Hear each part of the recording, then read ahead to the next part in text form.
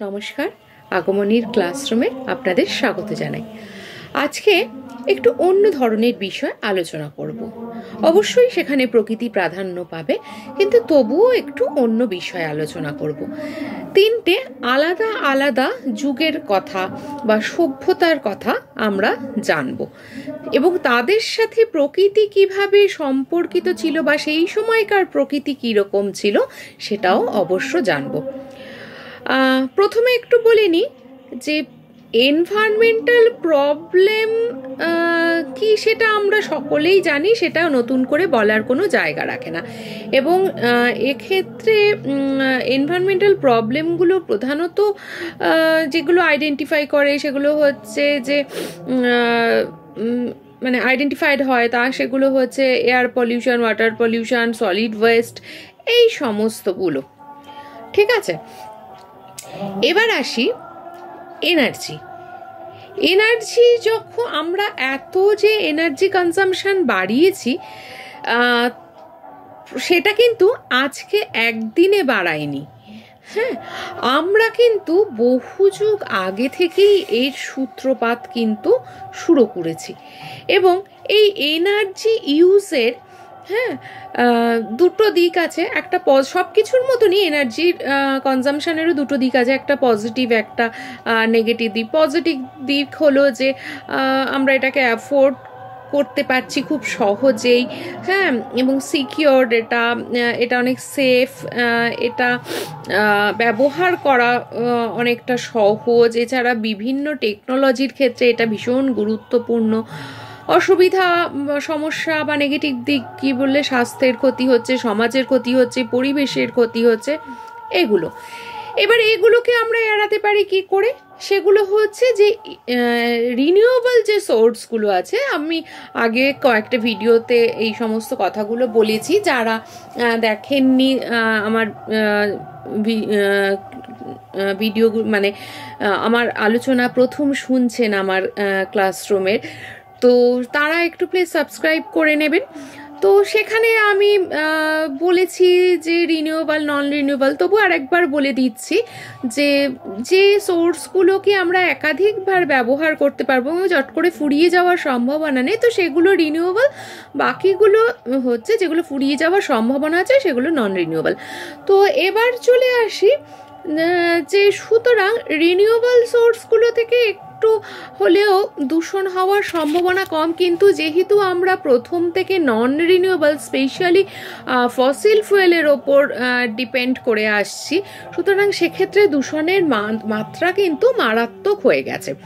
তো এবার আমরা বেশ কিছু বছর পিছিয়ে যাই, আমরা একদম পিছিয়ে চলে যাই 1800 খ্রিস্টপূর্বাব্দ 1800 বছরে।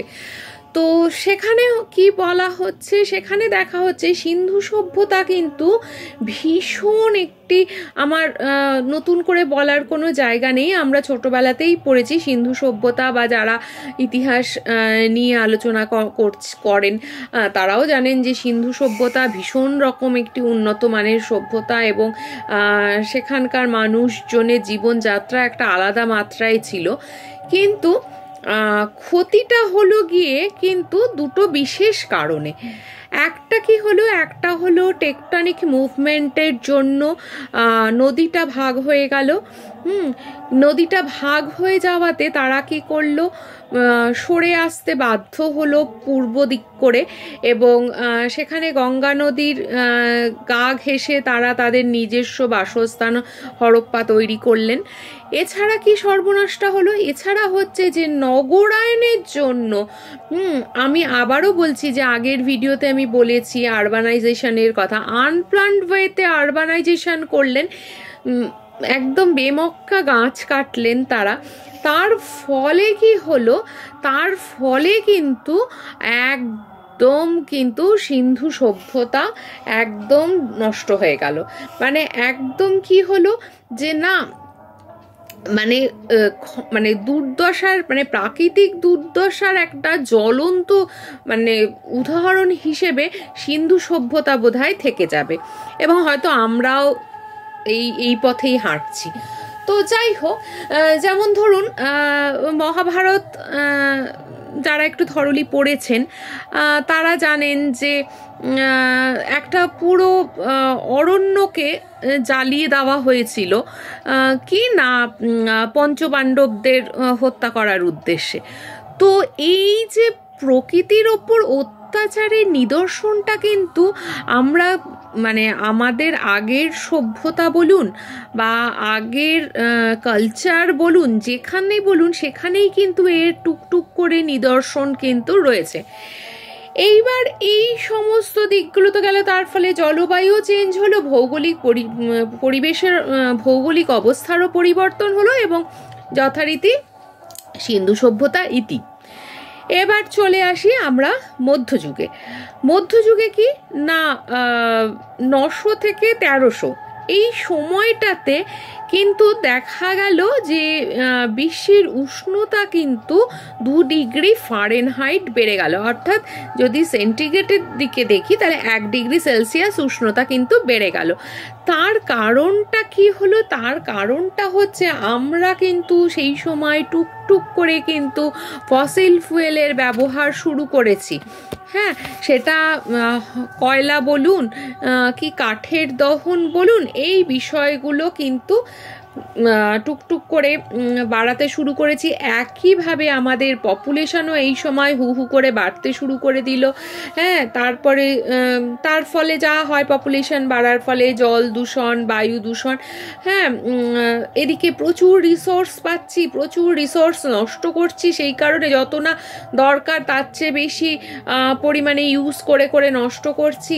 তারপরে এদিকে একটু একটু করে শিল্পর ব্যবহার শিখছি। হ্যাঁ, শুধু আমরা নয়, বিদেশেও অর্থাৎ ইংল্যান্ডেও একটু একটু করে শিল্পর দিকে এগোচ্ছে। মানে তখন আমরা আর কি ওই আমাদের চলতি বাংলায় বলে না যে একদম মাটি থেকে পা তুলে নিয়ে একেবারে আকাশে উঠছি, যে পরিণতি কি হবে সেদিকে আর মন নেই। এরপর চলে এলো রেনেসাঁ। রেনেসাঁ কথাটা কি না ফ্রেঞ্চ শব্দ রিবার্থ, অর্থাৎ পুনর্জন্ম। পুনর্জন্ম কিসের? একটা নতুন যুগের। হ্যাঁ, সেখানে শিক্ষা, সংস্কৃতি, শিল্প, হ্যাঁ, তারপরে আধুনিক সমস্ত প্রযুক্তিবিদ্যা, এই সব কিছু টুকটুক টুকটুক করে কিন্তু শুরু হলো। তো এই মূলত 5টা জিনিস কিন্তু ভীষণভাবে মানে এক্ষেত্রে মানে খুব ফ্লারিশ করলো। সেটা কি না, 1 নম্বর হচ্ছে ট্রেড, এবং ট্রেড এর সাথে এক্সপ্লোরেশন, অর্থাৎ রিসোর্স যত না লাগছে তার চেয়ে বেশি আমরা ব্যবহার করছি ব্যবসা বাণিজ্যের জন্য। নেক্সট যেটা হচ্ছে আর্ট, তারপরে হচ্ছে ফিলোসফি, তারপর সায়েন্স, তারপরে হচ্ছে রিলিজিয়াস কনফ্লিক্ট। রিলিজিয়াস কনফ্লিক্ট মানে কেন বলছি না, আমাদের ভারতেও দেখুন ওই সময়টাতে মোরাললেস কাছাকাছি সময়টাতে আমাদেরও এখানে হিন্দু, তারপরে হচ্ছে বিভিন্ন ভক্তি আন্দোলন, এই সমস্ত বিষয়গুলো চলে এলো। হ্যাঁ, অনেকে হিন্দু থাকতে চাইছেন না, তারা অন্যান্য ধর্মনীতি গ্রহণ করছেন। তো এই বিষয়গুলো চলে এলো। একইভাবে কিন্তু যে পশ্চিমেও শুরু হয়ে গেল যে কে ইহুদি থাকবে, কে যীশু খ্রিস্টের মতাবলম্বী হয়ে চলবেন। তো এই বিষয়গুলো নিয়েও তখন কিন্তু ওইখানেও কিন্তু একটা দোলাচল সৃষ্টি হলো। তো যাই হোক, মোটের ওপর দেখা গেল যে একটা নির্দিষ্ট সময়ের পর শিল্প কিন্তু একটা নিজস্ব আলাদা জায়গা করে একদম শিল্প বিপ্লব হিসেবে একটা ঘোষিত হয়ে গেল। শিল্প বিপ্লবের ফলে কি হলো, 19th সেঞ্চুরিতে একদম শিল্প বিপ্লব তৈরি হয়ে গেল। মানে শিল্পর ক্ষেত্রে এত উন্নতি করলো ইংল্যান্ড। তো এই যে উন্নতি করলো, শিল্প বিপ্লব শুরু হয়ে গেল। এবার রসদটা কোথা থেকে আসছে? রসদটা যোগাচ্ছে কিন্তু এই আমাদের মতো অনুন্নত দেশগুলি। মানে এখন তো ডেভেলপিং হয়েছে, তখন তো অনুন্নতই ছিল। তো অনুন্নত দেশগুলি কিন্তু প্রাকৃতিক সম্পদ যোগাতে শুরু করলো, কারণ আমরা সকলেই জানি ইংরেজ প্রথম এসেছিল আমাদের এখানে ব্যবসা বাণিজ্যের সূত্রেই। তো প্রাকৃতিক সম্পদের যোগান শুরু করতে লাগলো। তো তারা প্রচুর পরিমাণে রিসোর্স ইউজ করতে লাগলো, ফসিল ফুয়েল জ্বালাতে লাগলো। এই সমস্তের ফলে কিন্তু প্রচুর পরিমাণে দূষণ তৈরি হলো এবং একটা সময় স্মগ তৈরি হতে থাকলো, যেটা স্মগের কথা আপনাদের আমি বলেছি আগে। আমি সেটা আরেকবারও আমি আপনাদের পরে বলে দেবো, এখন এটা বিষয়টা থাক, তাহলে মূল বিষয় থেকে সরে যেতে হবে। তো শিল্প বিপ্লবের ফলে কি হলো, সবের মতো এটারও পজিটিভ নেগেটিভ দিক আছে। যথারীতি প্রচুর পপুলেশন বাড়লো, আরবানাইজেশন বাড়লো, কিন্তু আরবানাইজেশন ওই যে বললাম আনপ্ল্যান্ড ওয়েতে বাড়লো। হ্যাঁ, বিভিন্ন রকম প্রসেসড ফুড চলে এলো, সোসাইটির মধ্যে ক্লাস ডিভিশন এলো। হ্যাঁ, তারপরে হচ্ছে এই বিষয়গুলো সমস্ত তৈরি হলো, কিছু মানুষের রোজগারের জায়গা হলো। এবার নেগেটিভ দিকে আসি, ওভার পপুলেশন, বিভিন্ন রকম pollution, traffic jam, slum development, child labour, sanitation problem, excessive waste generation, এই সমস্ত কিছু কিন্তু একেবারে মানে সাংঘাতিক মাত্রায় কিন্তু শুরু হয়ে গেল। আর যেটা সর্বনাশে হলো যে সেইটা এমন মাত্রায় বাড়লো, সেটা কিন্তু আর কন্ট্রোল করা গেল না। তবু ডেভেলপড কান্ট্রিগুলো কিছুটা নিজেদের নিয়ন্ত্রণ করতে পেরেছে, কিন্তু আমরা কিন্তু আর নিয়ন্ত্রণ করতে পারলাম না। তো যেটা অনুরোধ করার, যেহেতু আগেই শুরুতেই সিন্ধু সভ্যতার কথা বলেছি, আর আমরাও তাদেরই উত্তরাধিকারী, তাই প্লিজ সচেতন হন, সাবধান হন, যাতে আমরাও কোনো সিন্ধু সভ্যতার মতো ফুরিয়ে না যাই এবং বেশ কয়েক মানে 100 বছর পর বা কয়েক হাজার বছর পর হয়তো কোনো রাখালদাস বন্দ্যোপাধ্যায়ের মতো মানুষ আমাদের খুঁজে বার করবেন বা আমাদের সভ্যতার কথা বলবেন, এরম সিচুয়েশান যেন না আসে। তাই ভালো থাকুন, সুস্থ থাকুন, সচেতন থাকুন, সজাগ থাকুন নিজেদের বাঁচিয়ে রাখতে, এবং পরিবেশের প্রতি যত্ন নিন। আজকে এই অবধি থাকলো।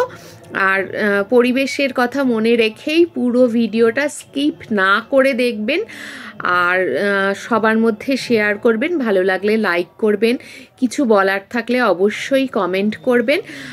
তো কালকে একটা নতুন বিষয় নিয়ে অবশ্যই আমরা আলোচনা করব। ভালো থাকবেন।